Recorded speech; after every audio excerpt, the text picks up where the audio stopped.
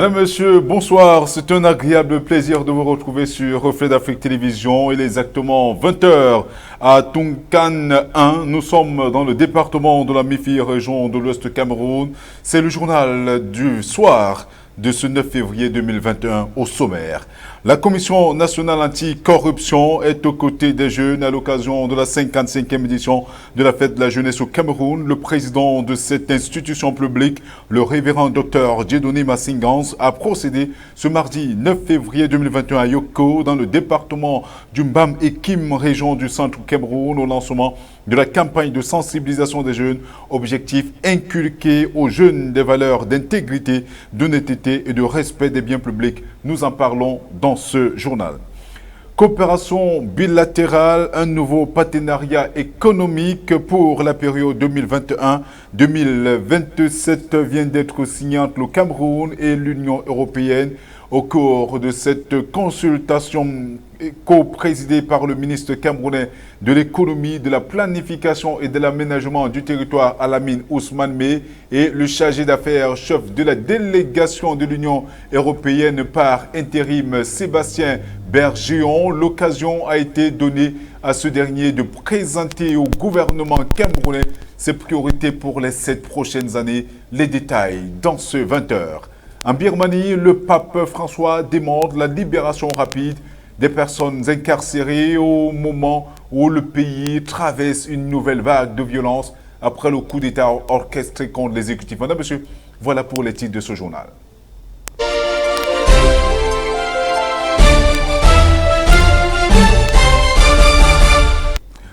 Bonsoir une fois de plus. Ils sont plus de 300 Camerounais qui quittent le pays de manière illégale pour se rendre à l'Occident. Malgré le danger, les innombrables difficultés, les incertitudes qui caractérisent ce voyage clandestin vers l'Occident, ces jeunes Camerounais n'hésitent pas à prendre la route pour tenter de joindre les pays européens et même d'Amérique. Carole Nepois.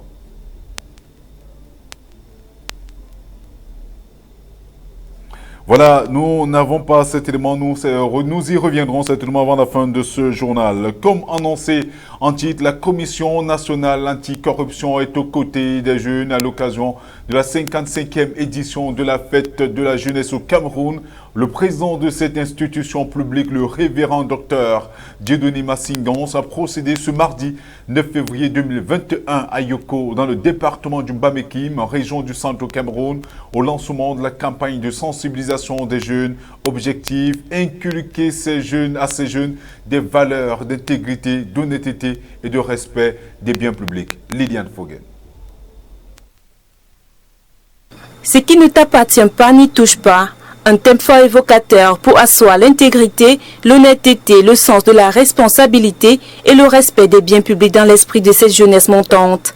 Ainsi, à l'âge adulte, ces jeunes pourront devenir des acteurs actifs de la lutte contre la corruption. Un mal qui se manifeste principalement par l'accaparement de ce qui ne nous appartient pas. Un défi incontournable que le président de la Commission nationale anticorruption, le révérend Dr Dieudonné Massingans, entend relever.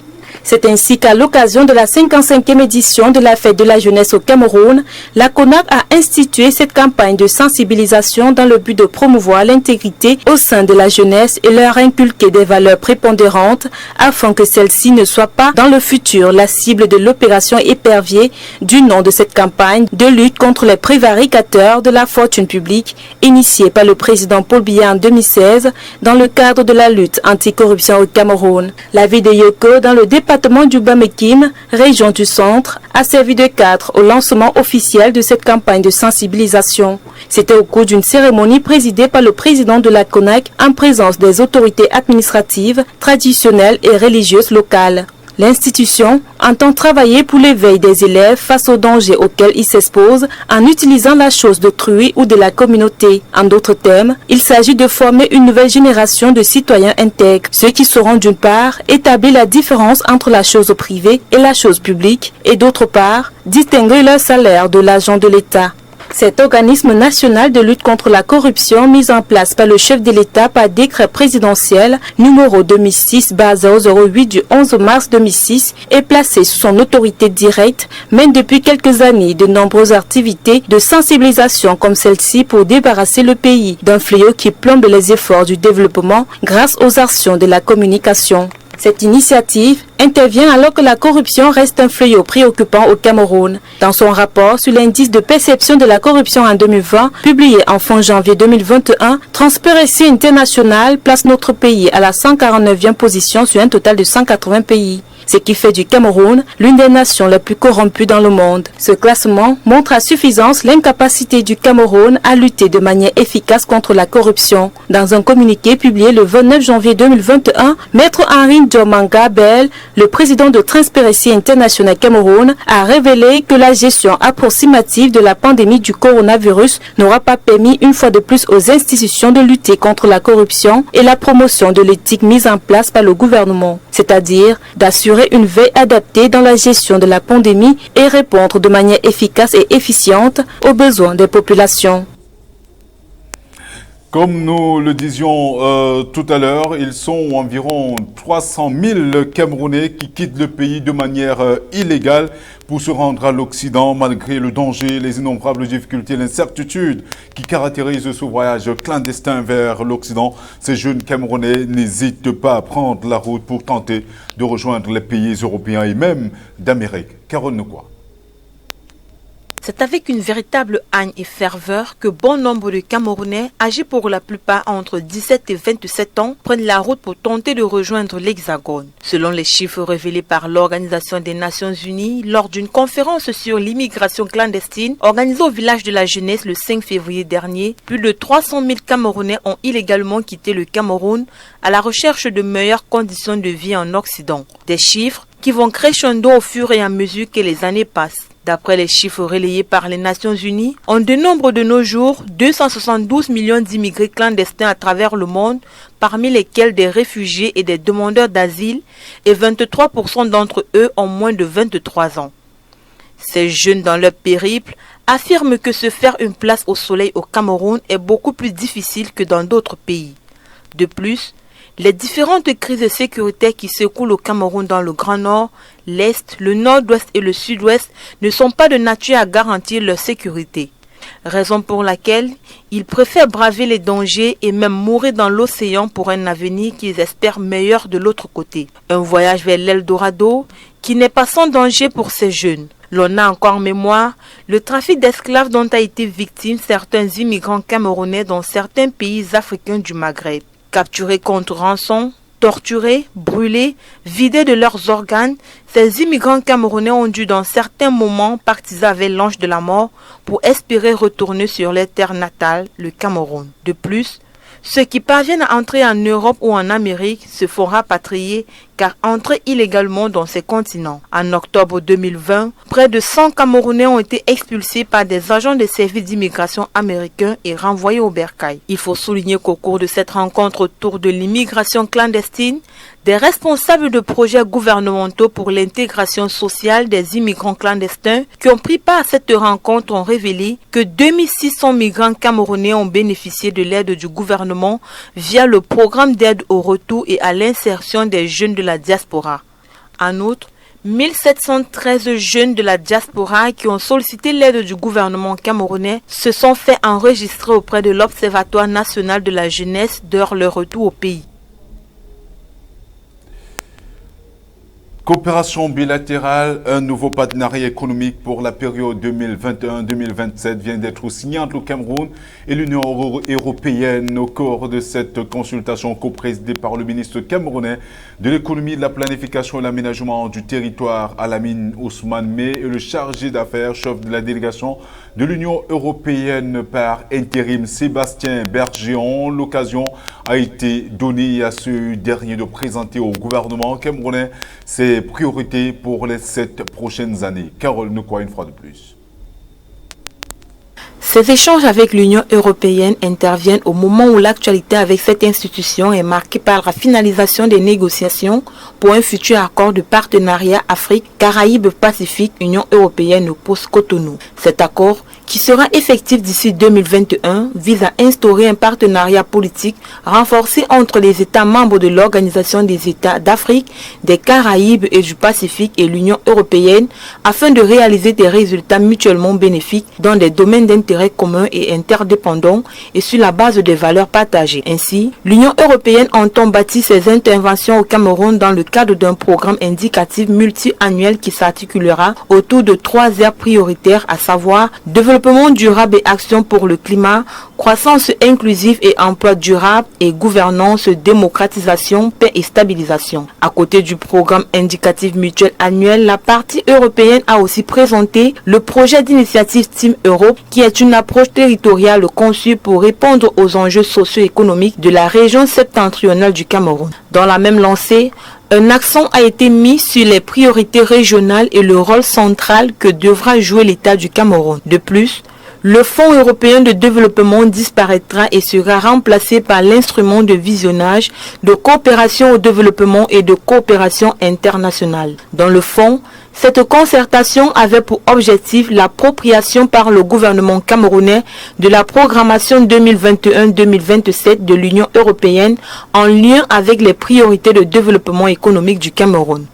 Des priorités de l'Union européenne qui cadrent bien avec celles contenues dans la nouvelle stratégie nationale de développement 2020-2030 que vient d'adopter le pays de Paul Biya. C'est donc une nouvelle ère qui s'ouvre s'agissant des relations entre les deux pays. Il convient de rappeler que le groupe des États d'Afrique, des Caraïbes et du Pacifique est une organisation instituée en 1975 par l'accord de Georgetown. Et aux membres initiaux de cette organisation se sont ajoutés d'autres États signataires de la Convention de Lomé, puis de l'accord de Cotonou et de ses itérations. L'objectif de cet accord était de coordonner l'opération de ses membres avec les États européens et de peser davantage dans les négociations des accords de coopération avec la communauté économique. Avec l'adhésion de nouveaux États membres de la communauté économique européenne, le nombre de ces États s'est élargi rapidement, notamment avec les membres du Commonwealth. Le groupe rassemble 79 pays depuis 2020, 48 pays d'Afrique subsaharienne, 16 des Caraïbes et 15 du Pacifique. Dans le cadre de l'aide au développement, plusieurs fonds européens de développement ont été dirigés vers ces régions.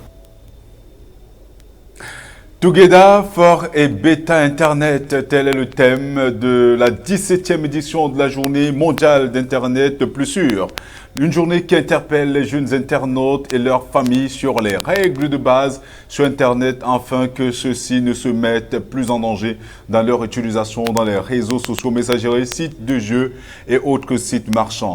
Carole Nekwa, reportage. Le numérique offre de nombreuses opportunités d'apprentissage, de divertissement et de développement pour les jeunes et les enfants. Ils passent de plus en plus de temps derrière leur écran et l'utilisent même pour se sociabiliser. Cette grande liberté s'accompagne néanmoins de risques. Les enfants sont davantage exposés au cyberharcèlement sur les réseaux sociaux et sur les plateformes de messagerie, à la désinformation, voire même à des risques d'exploitation sexuelle en ligne. Au Cameroun, Internet est devenu un instrument d'arnaque, de fraude. De plus en plus de malfaiteurs exploitent la rapidité, la fonctionnalité des techniques modernes ainsi que l'anonymat qu'elles permettent pour commettre des infractions. Que dire donc des diffamations ou alors des fake news?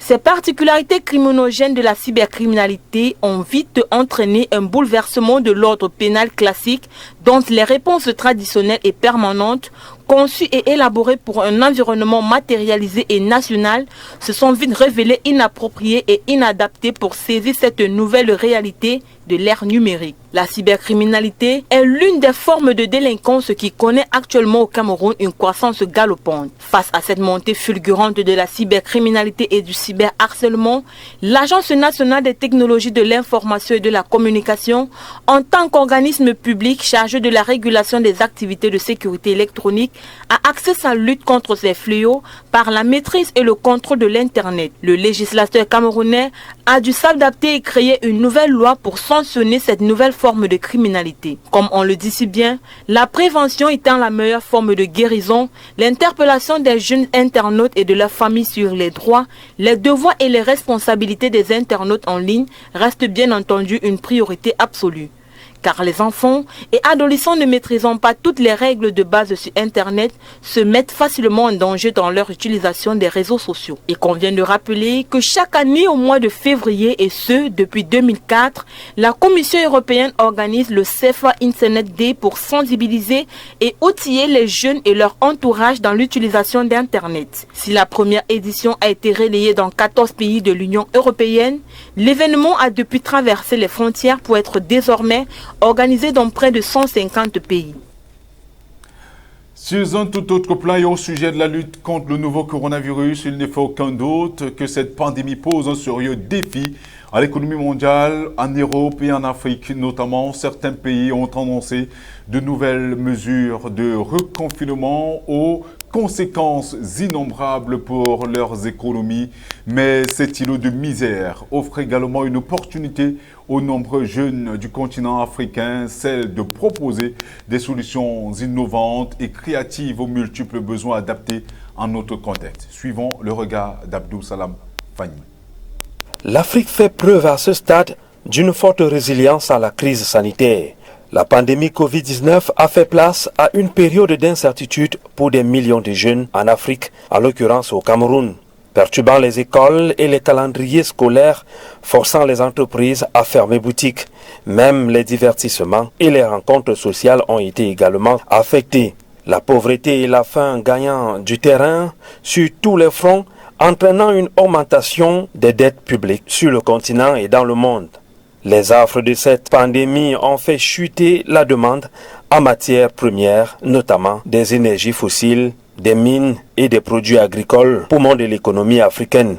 Identifier et libérer le potentiel d'innovation et de créativité de la jeunesse africaine pendant et après ce nouveau variant Covid-19 reste une priorité pour la jeunesse. La pauvreté et la faim qui gagnent sérieusement du terrain sur tous les fronts, entraînant ainsi une augmentation des dettes publiques.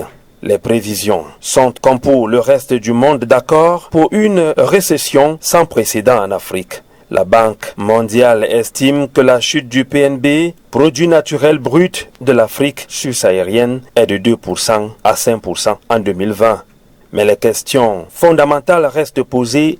Que peut la jeunesse africaine pour ne pas être alarmiste?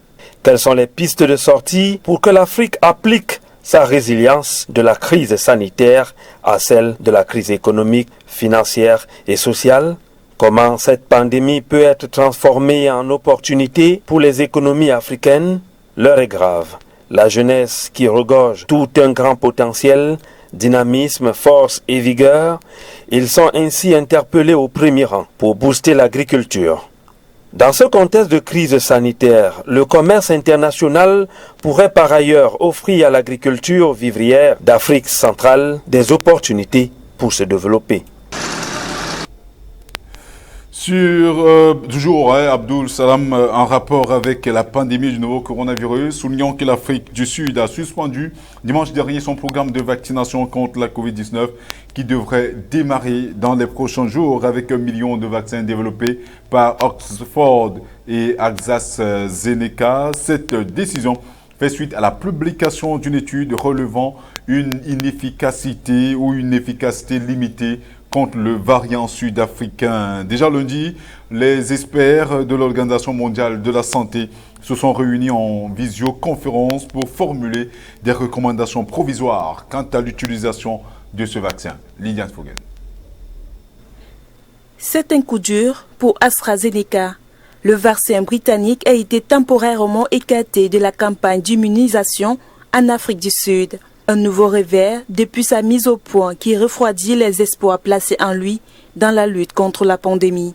Déployé à grande échelle au Royaume-Uni, où il constitue avec le vaccin Pfizer Biotech le socle de la campagne ayant déjà permis d'administrer plus de 12 millions de premières doses, le vaccin est loin de connaître le même succès en dehors du pays où il a été développé par le laboratoire suédo-britannique avec l'université d'Oxford. Au cœur d'une controverse commerciale avec l'Union européenne et accusé d'être moins efficace chez les plus de 65 ans, il voit désormais sa performance mise en doute contre le virulent variant sud-africain. À cet effet, l'Afrique du Sud a temporairement suspendu dimanche dernier son programme de vaccination contre la COVID-19 qui devait démarrer dans les prochains jours. À l'origine de cette décision, une étude de l'université Witwatersrand à Johannesburg a affirmé qu'il est efficace à seulement 22% contre les formes modérées chez les jeunes adultes. Une observation soutenue par le docteur Peter English, expert en contrôle de maladies transmissibles, lorsqu'il affirme qu'il n'est pas du tout clair s'il est plus ou moins efficace contre le variant que d'autres vaccins.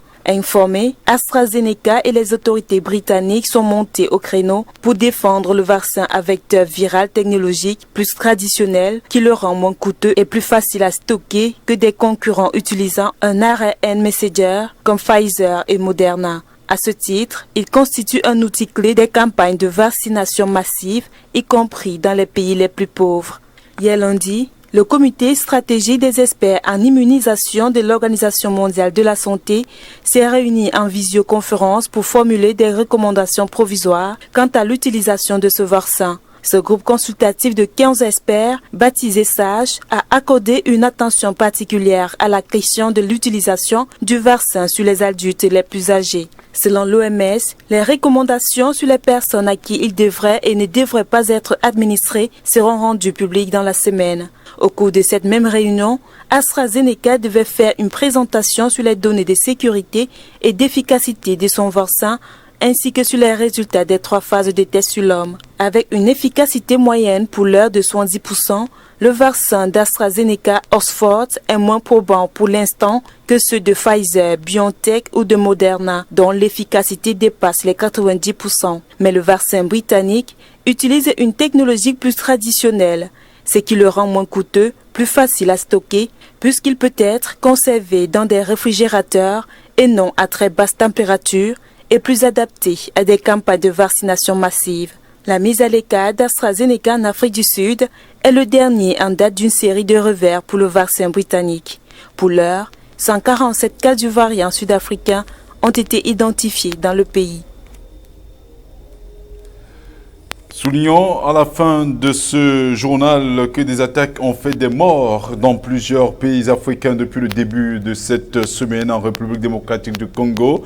Une attaque à la machette a fait plusieurs morts. Au Nigeria, 19 personnes ont été tuées dans le nord-ouest du pays à la suite d'une attaque de bandits également en Haïti. Le pays annonce avoir déjoué un coup d'État contre le pouvoir en place. Et puis en Birmanie, alors que le pays a connu une journée de manifestation, une autre journée de manifestation après le coup d'État orchestré contre l'exécutif, le pape François demande la libération rapide des personnes incarcérées. La mouture de toutes ces informations avec Blanchard Thierry Sow.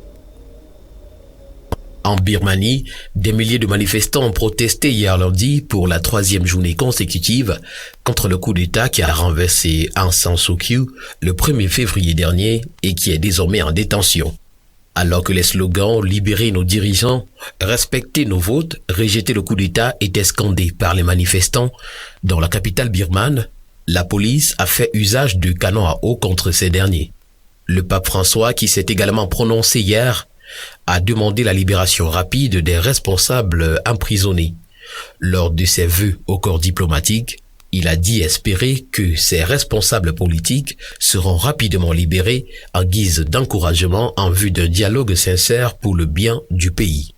Un autre coup d'État contre le régime du président Moïse Jovenel cette fois-ci pour tenter de renverser l'ordre constitutionnel, mais qui aurait été déjoué, a été annoncé à Haïti.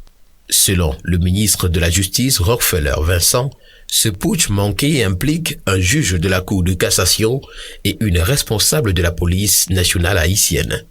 Selon le chef du gouvernement, Joseph Njouté, 23 personnes au total ont été arrêtées et parmi les documents saisis figurait le discours que le juge avait prévu de prononcer pour devenir le nouveau président provisoire dans un régime de transition. L'Afrique, quant à elle, est secouée par des attaques meurtrières, décimant ses populations. En République démocratique du Congo, au moins 10 personnes ont été tuées et plusieurs autres enlevées lors d'une attaque à la machette dans le village de Mabouli. Ces horreurs sont imputées à des présumés islamistes. Et puis, au Nigeria, 19 personnes ont été tuées également samedi dernier dans 2 attaques de bandits dans l'état de Kaduna, au nord-ouest du pays. Selon les autorités locales, ces bandits sont arrivés à moto dans le village de Koutemenchi où ils ont pillé plusieurs magasins, tué 14 personnes et blessé plusieurs autres par balle. Selon d'autres sources locales, d'autres villageois ont été tués dans une autre attaque dans le village de Koujeni, venant ainsi grossir le bilan. Madame, Monsieur, c'est sur cette information que nous mettons un terme à ce journal. Merci de l'avoir écouté. Une fois de plus, toute notre compassion émue à Benjamin Boum qui a été victime d'une agression le week-end dernier à son domicile. Malheureusement, on n'a pas, à cause de cet incident, le journal en langue de signes. On espère le retrouver d'ici à la semaine prochaine, s'il plaît à Dieu. Retrouvons-nous demain, quand il sera exactement 20h. Bonsoir.